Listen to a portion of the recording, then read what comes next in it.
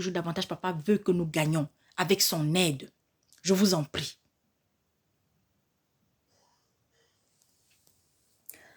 Soyez bénis. La première partie de la vidéo est terminée. Là, je viens juste pour conclure. Je viens juste pour encore nous dire, mes bien-aimés, il est temps, mes soeurs. Nous sommes nombreux, nous avons des problèmes au quotidien. Nous avons des problèmes, oui, mais de grâce. Si chaque jour tu marches dans la sanctification, dans la purification, si chaque jour tu es une personne qui est habitée par l'obéissance, si chaque jour davantage, mon bien-aimé, ma bien-aimée, tu es habité par la crainte de Dieu. La crainte de Dieu. Vous savez, dans le Proverbe, le chapitre 1 de Proverbe, il nous est rappelé que la connaissance, la sagesse commence par la crainte de Dieu. Et si vous n'avez pas la crainte de Dieu, c'est normal que vous allez faire tout et n'importe quoi. Je vous en prie. L'heure est grave. Et en plus, je viens encore parler à l'église. Nombreux sont ceux qui ont reçu les messages de Dieu, qui reçoivent les messages de Dieu, mais qui continuent de tergiverser, d'autres qui ne donnent même pas. Il y en a. Vous êtes dans des assemblées, vous recevez des messages, vous recevez des visions, vous recevez des prophéties. Oui, à force peut-être de vous mater, de vous brimer ou bien de vous empêcher de parler. Aujourd'hui, il y en a qui ne parlent plus. Aujourd'hui, il y en a qui ne donnent pas de messages. Mais bien aimés, faites attention. Faites attention. Allez lire, je crois, Éphésiens 5 ou 6, je crois, si je ne me trompe pas. Dans Éphésiens, il est rappelé aux serviteurs qui reçoivent des messages que s'ils ne donnent pas le message à ceux à qui ça s'adresse, si cela meurt, leur sang sera sur votre tête. Donc faites attention. Et je vais terminer avec ceci. Vous n'êtes pas dans les assemblées pour vous faire des amis. Vous n'êtes pas dans les assemblées pour plaire aux gens, aux hommes. Vous n'êtes pas dans les assemblées pour plaire, mes bien-aimés, à qui que ce soit, mais plaire à Dieu. Recherchons sans cesse la volonté de Dieu. Recherchons sans cesse la satisfaction de Dieu. Arrêtez d'être là pour pouvoir être bien vu par soi-disant l'homme de Dieu. Je vous en supplie. Je vous en prie que chaque jour davantage, ce soit la volonté de Dieu qui s'accomplisse dans votre vie. Ce soit la volonté de Dieu qui s'accomplisse dans votre vie. Mes bien-aimés, je vous en prie. Voilà ça que je suis en train de vous dire. Chaque jour davantage, mes bien-aimés, je vous en prie. Beaucoup de chrétiens sont en train de dormir. Beaucoup de chrétiens sont en train de mourir. Beaucoup de chrétiens sont en train, mes bien-aimés, de mourir à petit feu. Chaque jour davantage. Mes bien-aimés, je vous en prie. Il est important. Il est important de se réveiller. Il y a des chrétiens qui sont là dans les assemblées, qui veulent tellement être bien vus par l'homme de Dieu, qu'on voit même que cet homme de Dieu-là, il est en train de s'égarer, il est en train de faire des choses qui ne sont pas bien, mais on ne lui dit rien. On ne lui dit rien. On est avec une sœur, on est dans une chambre de femmes, de sœurs. Alors, celle que le Seigneur a suscitée pour pouvoir nous tenir la main, elle est en train de faire des choses qui ne sont pas bien. Elle est en train, ou alors, elle nous a parlé la dernière fois. Moi, ça m'a blessé. Moi, ça m'a touché. On ne lui dit rien. Mais on va aller murmurer ou on va aller appeler un frère ou une sœur pour murmurer. Mais bien aimé, vous savez quoi? Comme je disais à mes bien-aimés cet après-midi, la sœur Gladys, parce que j'ai toujours exhorté les sœurs là-dessus. Lorsque nous sommes ensemble, quand nous nous parlons, il peut arriver qu'un mot, il peut arriver qu'une phrase, ça peut arriver, blesse peut-être l'une de vous. Si ça arrive, je vous conseille de ne pas attendre forcément la fin de la séance. Bon, ok, si la séance termine, maman, viens me trouver, appelle-moi après. Si c'est une autre sœur qui t'a heurté, si tu m'appelles, moi, elles peuvent en témoigner. Si une sœur m'appelle pour me dire, ma sœur Gladys, vraiment, il y a telle sœur pendant la séance qui a fait que... Je lui dis, tu as appelé ta sœur? Non, alors appelle ta sœur. Je ne vais pas me mêler de ça. Sauf si c'est vraiment quelque chose de grave. Si la sœur va aller appeler son autre sœur pour parler et que l'autre sœur dit que non, elle ne veut pas lui parler. Ah là, parce que mes bien-aimés, Je le dis toujours, on ne peut pas être ensemble. On ne peut pas se mettre autour de la table pour partager le repas que papa a prévu pour nous et qu'il y a une de nous qui va avoir le cœur serré. Non, il faut d'abord qu'il y ait la paix. Même si ce que la sœur va te dire, ce que la sœur me dira, peut-être même que je ne me reconnaîtrai pas dedans, ou alors je vais m'apercevoir que non, la sœur n'a pas bien compris. Mais qu'est-ce que je dois faire en premier? C'est demander pardon. Semer d'abord la paix, mes bien-aimés. Semer d'abord la paix. Mais aujourd'hui, on a des frères, on a des sœurs. Quand on va leur faire une remarque, quand on va leur faire une critique, c'est que non. Vous êtes qui même? Vous êtes de bon Dieu. Pourquoi on ne te fasse pas de critiques?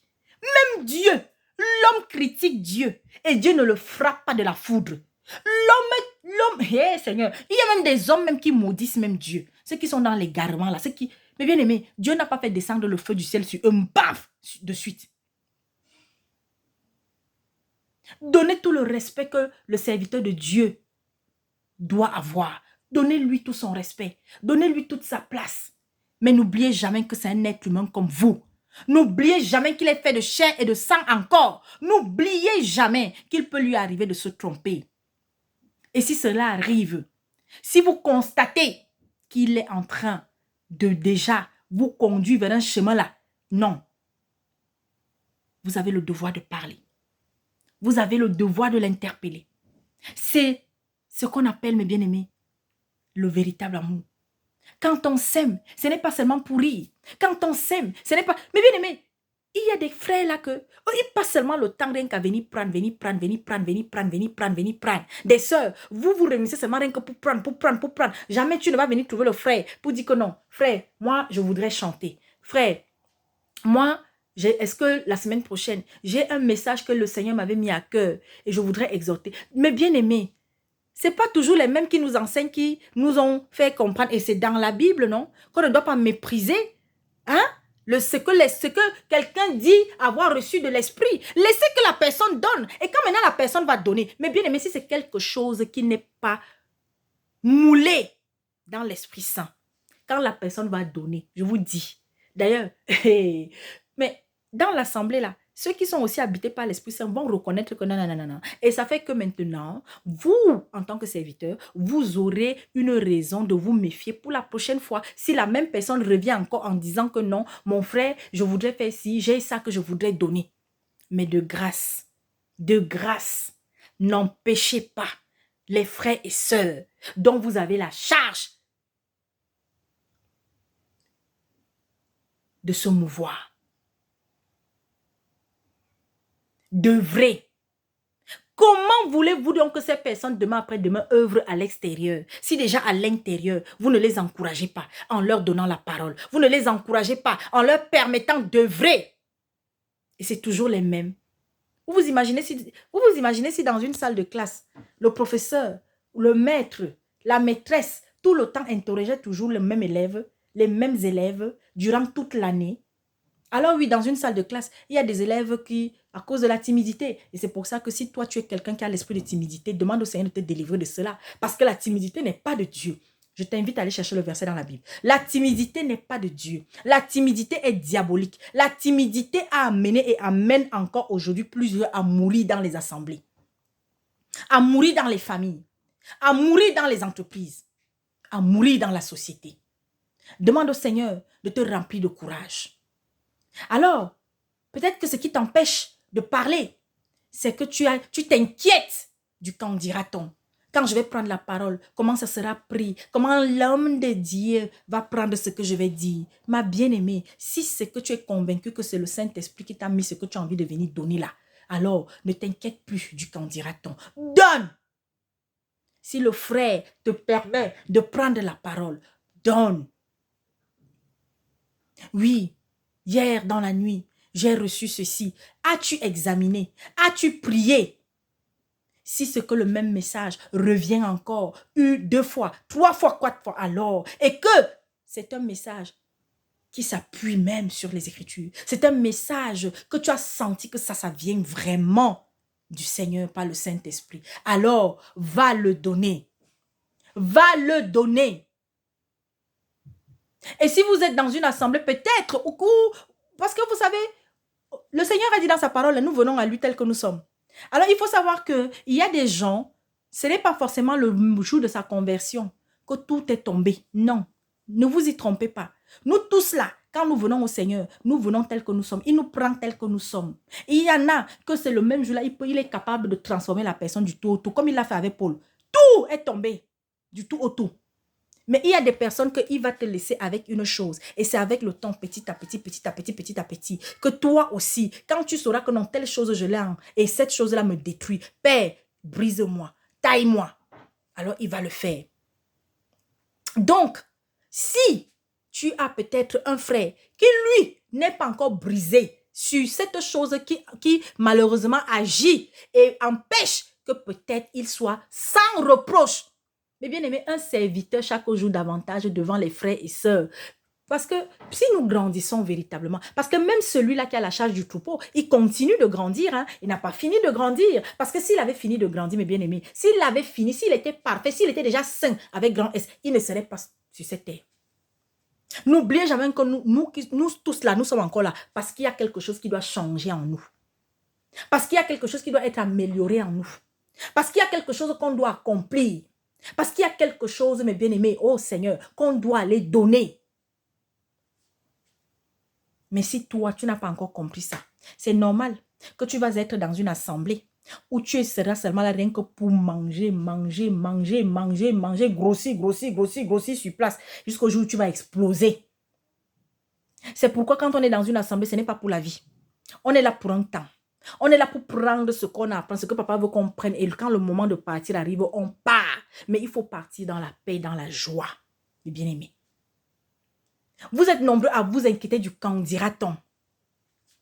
Vous êtes nombreux à avoir peur de parler à cause du quand dira-t-on. Parce que vous avez peur qu'on vous traite de rebelle. Parce que vous avez peur qu'on dise que non, vous êtes ci, vous êtes ça. Mais bien aimé, si chaque jour davantage, vous êtes quelqu'un qui marchez comme le Seigneur vous dit de marcher, ne vous inquiétez pas du quand dira-t-on. Alors que ce soit dans la famille, que ce soit peut-être au boulot, dans la société où vous êtes, lorsqu'il y a quelque chose que vous observez, que vous constatez et qu'à un moment donné, peut-être ça atteint un stade où vous ne pouvez plus vous taire et qu'il faudrait que vous parliez. En tant que chrétien, en tant qu'enfant de Dieu, ce que vous faites d'abord, mettez ça devant le Seigneur. Priez, demandez au Seigneur si sa volonté est aussi que vous preniez la parole, que vous parliez sur cette chose-là, alors que sa volonté se fasse. Et je peux vous dire qu'il va vous donner le courage. Et il va créer l'occasion favorable pour que vous parliez. Et il va disposer les cœurs de ceux qui doivent recevoir ce message. Parce que des fois, vous savez, on peut avoir un message, ce n'est pas forcément pour tout le monde dans l'assemblée. Mais on va le donner devant tout le monde. Alors, même celui-là, peut-être qui n'était pas forcément visé directement par le message, s'il entend et qu'il y a quelque chose de bon dedans, il va prendre aussi pour lui. C'est pour ça que quand on est dans une assemblée, lorsque nous écoutons un enseignement, une exhortation, une interpellation de nos enseignants, de ceux qui nous enseignent, de ceux qui nous aident à grandir, mes bien-aimés. Des fois, ils vont avoir une exhortation, ils vont donner une exhortation qui va être très forte, qui va être très touchante, qui peut même blesser. Mais si moi, je ne me reconnais pas dans ce qui est peut-être décrié dans l'exhortation, pourquoi est-ce que je vais me fâcher? Mais si je me reconnais dans une partie de l'exhortation, de l'enseignement, alors je dis gloire à Dieu, je prends et ensuite je vais me placer devant le Seigneur pour qu'il m'aide à changer ce qui a été dénoncé dans l'exhortation. Parce que je me suis reconnu dedans. Mais il y a des chrétiens, quand on exhorte, dès qu'on donne un message, le message, il y a des mots forts, c'est très fort. Alors non, vous voyez, quelqu'un se fâche, on attache la face. Et puis quand on rentre chez soi, vraiment, hein, la soeur Gadiza, elle-même, là, elle se prend même pour qui? Vraiment, elle parlait même comme ça à qui? Honte à toi. Honte à vous. Quand j'écoute une exhortation, un enseignement, lorsqu'à un moment donné, peut-être le frère va partir dans un exemple et dans cet exemple-là, il dit des choses fortes. Si je ne me reconnais pas dedans, parce que peut-être ce qui est décrié, je suis sorti, je ne fais plus ça, mais je reste tranquille et je prie pour que peut-être le frère ou la sœur là dans l'assemblée qui est concerné par ce message puisse le recevoir et puisse, n'est-ce pas, chaque jour davantage appliquer cela, sortir de là, abandonner, mes bien-aimés. Vous êtes nombreux. Vous voyez, il y en a. Oui, ça Gladys, vraiment j'ai un problème là. Je veux que tu pries pour moi. Oui, ça Gladys, il y a une personne là qui a tel problème, machin et tout. Oui, la personne veut qu'on prie pour elle. Et puis le jour où la personne est là, ou le jour où j'ai la personne. Mais bien aimé, si l'Esprit Saint me donne autre chose, me montre que non, toi, tu as un problème avec la colère. Toi, tu as ci, tu as ça, tu as ça. Il faut d'abord abandonner ça. Il faut d'abord... Et toi-même, tu confirmes. Hein? Tu confirmes que oui, oui, oui, oui, ma soeur, ce que tu dis là, c'est la vérité. Mais la personne, quand elle te dit ça, et maintenant, quand vous finissez, vous priez, non? Mais tu lui dis, maman, le plus important là, c'est que l'esprit de rancune que tu as en toi là, vraiment abandonne ça. Demande au Seigneur qui te libère de ça. Telle personne qui t'avait fait du mal, pardonne d'abord à la personne. Vous savez quoi? Il y en a beaucoup. Quand vous allez vous séparer, parce qu'elle voulait la prière des miracles. Parce qu'elle voulait d'abord qu'on prie d'abord pour son problème là, pour lequel elle est venue. Donc les autres choses là. Mais bien aimé, écoutez-moi très bien. Comme je disais encore au bien. Vous savez, ce n'est pas pour dire que la sœur Gladys est parfaite. Non, mon Dieu, oh, ou même. Ce n'est pas pour dire que non, je suis déjà arrivée, mais je parle de ma vie de tous les jours, de mon expérience. Lorsque le Seigneur nous demande d'abandonner, lorsque le Seigneur nous demande de nous éloigner, lorsque le Seigneur nous demande de nous laisser briser, lorsque le Seigneur nous demande de nous humilier, alors qu'on était venu à lui pour un problème bien précis, je peux vous dire ceci, je vous assure, les grâces que le Seigneur a prévues pour vous là vont encore attendre, vont encore être retardées. Ah oui. Et vous allez continuer à être là. Tous les soirs quand je dors, on me poursuit. Tous les soirs quand je dors, il y a quelqu'un qui vient là. J'ai les couches de nuit. Tous les soirs, machin. Oh, quand je dors. Oh, machin. Oh, patati patata. Pourquoi? Parce que vous avez une chose qui appartient à l'autre. Oui. Mais bien aimé, quand tu as encore la chose de Satan entre tes mains, il va venir réclamer. Voilà pourquoi il va aller t'accuser encore tout le temps chez papa. Et si vous êtes ce genre de frère dans une assemblée, pourquoi vous voulez que le frère, à un moment donné, se tourne vers vous pour vous donner une responsabilité, pour vous permettre de servir le Seigneur, pour vous permettre de faire ci, ça. Mais je le dis aussi, ce n'est pas à cause d'une personne ou de deux personnes peut-être qui sont des brebis galeuses dans l'assemblée qu'on doit, n'est-ce pas, punir tout le reste. Non. Il y a des assemblées où on passe le temps à infantiliser les autres. Les autres viennent seulement là comme à l'école. Je prends mon cartable, ma Bible, je m'en vais je viens à l'école. Je suis seulement là tout le temps, rien que pour suivre. Je suis là pour suivre, pour suivre, pour suivre, pour suivre. Mais jamais, on ne me dit, lève-toi. Viens prendre la craie, viens écrire au tableau. Ah oui. Alors soyez bénis. Bien aimés, les temps sont mauvais. Très mauvais. Je bénis l'Éternel qui, comme peut-être quelques-uns à travers le monde, nous utilise pour prévenir, pour alerter. Ce qui se passe ailleurs doit nous interpeller. Parce que sachez une chose, nous n'allons pas vers un monde tranquille. Beaucoup de choses se préparent dans le monde des ténèbres. 2024 sera encore une année terrible.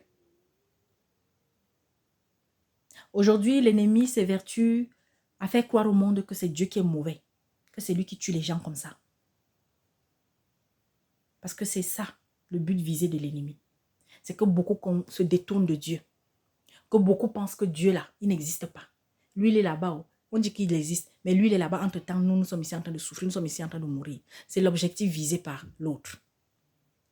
Mais je vous en prie, nous qui croyons en lui, ne nous décourageons pas.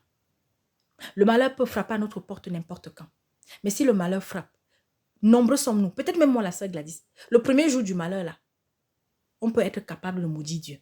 On peut être capable de renier Dieu. On peut être capable d'être en colère de Dieu. Mais, si jamais cela devait arriver, je vous en prie, souvenons-nous, souvenez-vous de tous les moments difficiles que vous avez connus. Et il était là. Et nous devons nous souvenir, si jamais cela arrive, que tous ces événements doivent arriver pour que le roi des rois, son arrivée soit imminente, soit de plus en plus proche. C'est pourquoi tu dois te rappeler de ce passage dans la Bible où il nous a avertis que la femme enceinte soit comme si elle n'était pas enceinte, que la mère soit comme si elle n'avait pas d'enfant, que le mari soit comme s'il n'avait pas de femme, la femme soit comme si elle n'avait pas de mari. Pourquoi, bien-aimé? Parce qu'il devait arriver un temps où il y aurait des choses abominables comme ce qui arrive là. Où en une nuit, en un instant, en une seconde, tu perds tout le monde. Le mari, la femme, les enfants. Et le lendemain matin, tu te réveilles seul au monde. Ou tu perds ton père, ta mère, tes frères. Le lendemain, tu te réveilles seul. Oui, mes bien-aimés. La méchanceté est accrue. Entre-temps, les gens sont toujours dans la distraction, encore plus dans la distraction. Encore plus dans la distraction. Vous savez, lorsque je vois un match, je vois un stade de football et je vois le monde qu'il y a, un match de rugby, je vois le monde qu'il y a, un match de football américain, le monde. Et très souvent, il y a eu cette pensée qui m'a traversée. Si le Christ maintenant, on disait à ces gens que voici, il y a le Christ qui nous donne rendez-vous au stade. Ou même, le Christ apparaissait là. Est-ce qu'il serait autant nombreux? Mon Dieu. Mais oui, c'est sûr qu'ils iraient pour le Christ qui opérerait plein de miracles. Ce faux Christ-là, qui se prépare à sortir. Ce fils du diable, dont on est en train de préparer la sortie. Mais beaucoup regardent ailleurs. Aujourd'hui, il y a un mot qu'on entend. Intelligence artificielle. Alors, je vais terminer avec un message que le Seigneur m'a donné par le Saint-Esprit à plusieurs reprises. J'entendais cette phrase. Ils sont prêts. Vous savez, le monde est prêt aujourd'hui. Je vous le dis, je vous donne. Le monde est prêt à recevoir l'Antéchrist. Si aujourd'hui l'Antéchrist apparaissait, le monde est prêt à le recevoir.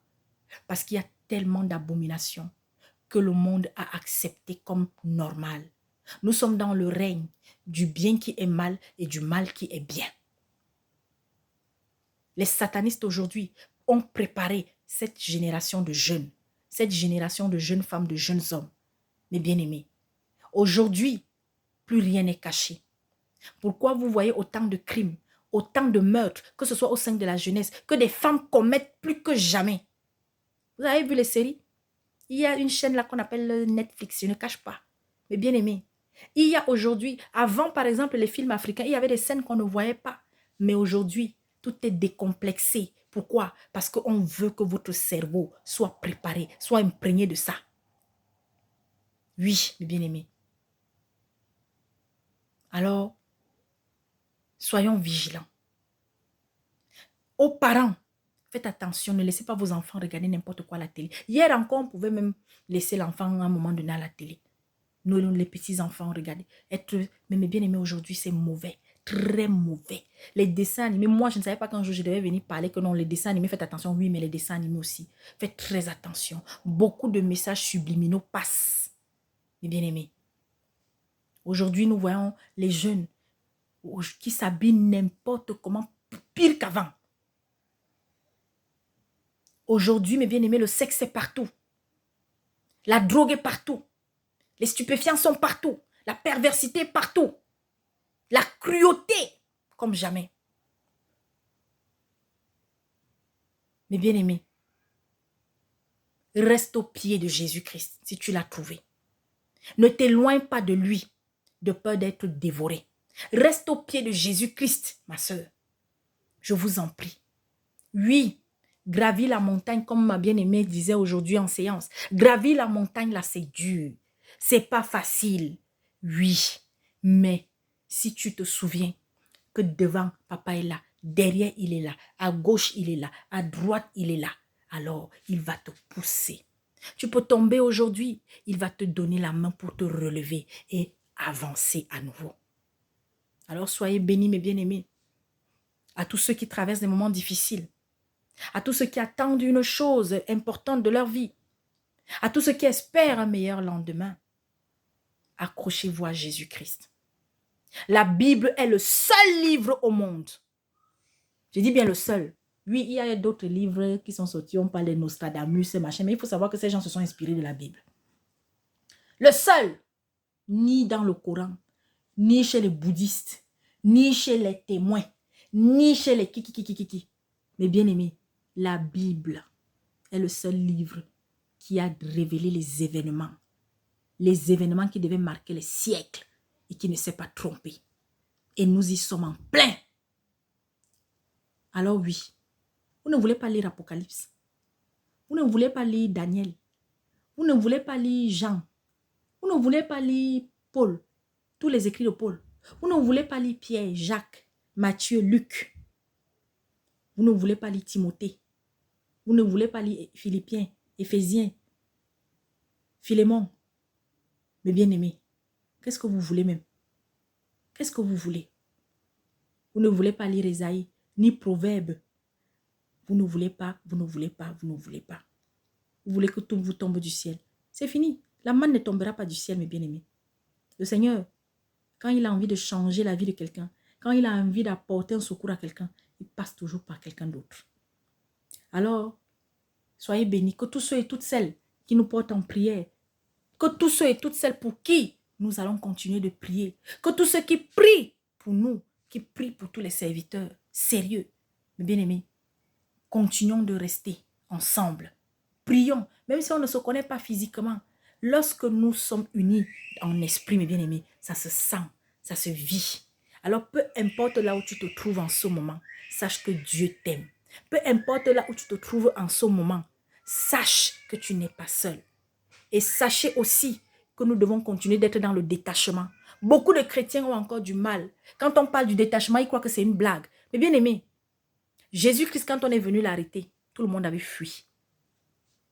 Lorsqu'on l'a amené devant le juge, il était seul. Seul. Alors quand on te dit que le salut il est personnel, tant que tu es sur terre, oui, tu peux partager, tu peux avoir des personnes avec qui cheminer. Amen. Ces histoires qu'on appelle téléphone-ci, nous sommes en train d'aller vers un temps où on ne pourra plus communiquer facilement. Et ça a commencé. Le réseau depuis plusieurs semaines, à travers plusieurs pays dans le monde, dérange. On ne sait pas ce qu'on nous prépare. Mais bien aimés, faites attention. Mes frères d'Afrique, il y a des mouvements qui se sont passés, qui se passent. Faites attention. Faites très attention. Vous qui jubilez aujourd'hui, vous êtes nombreux qui allez pleurer demain. Vous savez pourquoi toute révolution est éphémère? Toute révolution humaine, elle peut avoir du panache pendant un temps parce qu'il n'y a pas Dieu devant. Il n'y a pas Dieu devant. Les bien-aimés, lorsque nous lisons l'histoire des peuples au travers de la Bible, nous voyons qu'il y a des révolutions dans des peuples qui ont mis des années et des années et des années avant que ce même peuple, le Dieu ne l'abandonne parce qu'il s'est détourné de lui. Qui ont tenu pendant des années et des années et des années et des années. À chaque fois qu'un peuple se détourne de Dieu, mes bien-aimés, ce peuple va être la proie de Satan pendant longtemps. Oui, on avait annoncé des choses pour le Gabon.